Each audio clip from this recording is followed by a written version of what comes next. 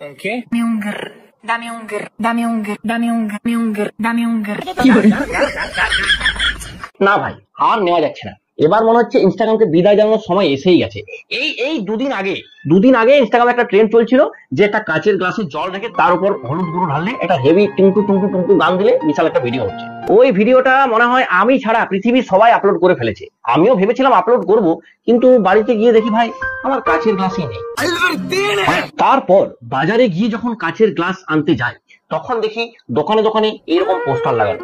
তারপর দেখলাম হলুদ গুঁড়ো যখন বাজারে অ্যাভেলেবেল নেই, আমি আর কাচের গ্লাস কিনে কি করব? তাই আমি আর বানালাম না, লোক বানাচ্ছিল আমি দেখছিলাম। হলুদ গুঁড়ো বাজারে অ্যাভেলেবেল না থাকার কারণে মানুষজন বিভিন্ন রকম সাবস্টিটিউট বেছে নেয় এবং সে তার মতো করে ভিডিও বানাতে থাকে। কেউ সারাদিন জল না খেয়ে সকালে প্রথম মুখ দিয়ে বানিয়েছে, তো কেউ বানিয়েছে গুটকার পিক দিয়ে।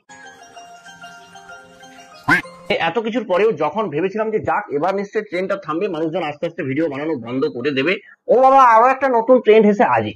এখন ইনস্টাগ্রাম খুললেই ভাই দেখছি ওই সব মেয়ের গলাগুলো এক হয়ে গেছে। সবাই কি এসে করছে?